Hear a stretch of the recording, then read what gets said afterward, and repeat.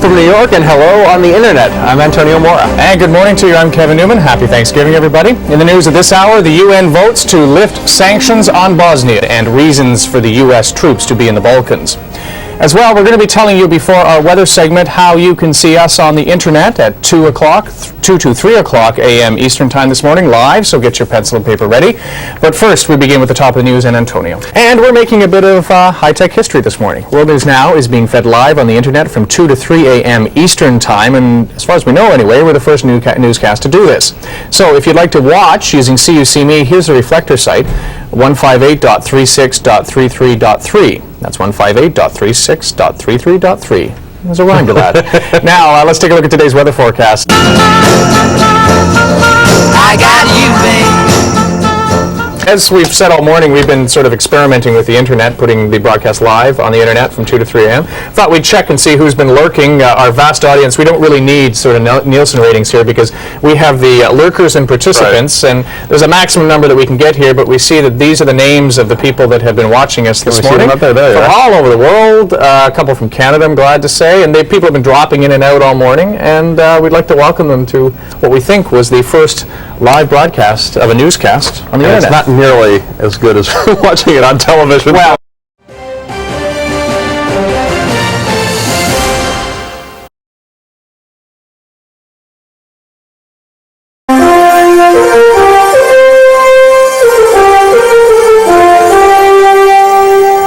I think many of us have become used to seeing pictures from the internet in news stories in our daily lives as well. We're going to try something now that is history-setting in some cases. We're going to try to put this ABC broadcast into the internet and link with somebody at their homes in California.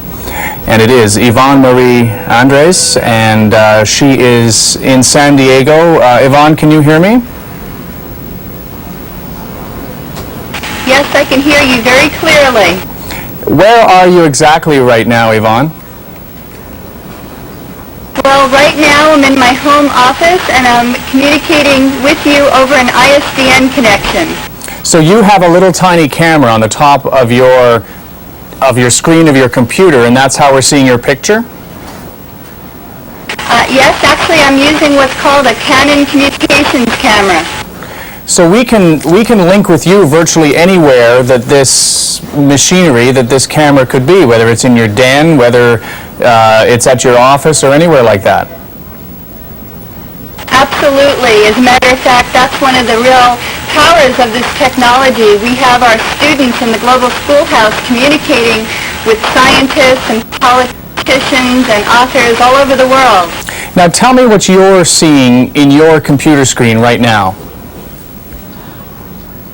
Well, I see a picture of you very much like I would see on my television set, except it's in black and white.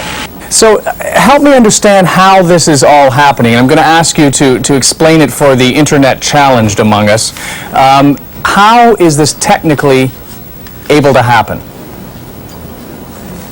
Well, simply put, we're all sending our video signal to another computer that's called a reflector, and that's bouncing back that video signal to each one of us, so we're able to see everyone at the same time. So this opens up then, I guess, in some ways, a whole new way of people receiving their news from broadcasters like ABC.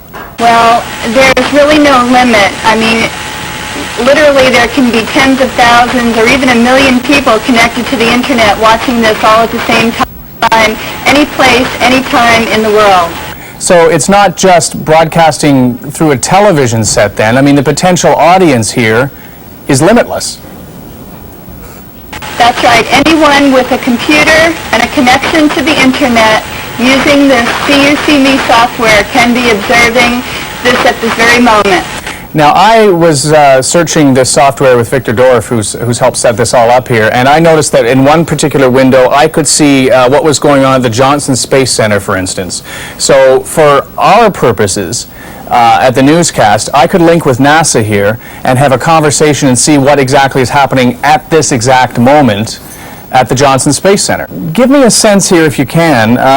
What would it take for this video image to move more clearly so that you don't get that kind of effect? Well, basically it's going to take a better compression ratio for the video and a smoother connection to the internet, or a bigger pipe to the internet, and people are working on that as we speak. One of the possibilities will be connecting to the internet through our cable connections, which provides a much greater bandwidth. So how far away is that technology? I guess that's the holy grail right now of the computer industry.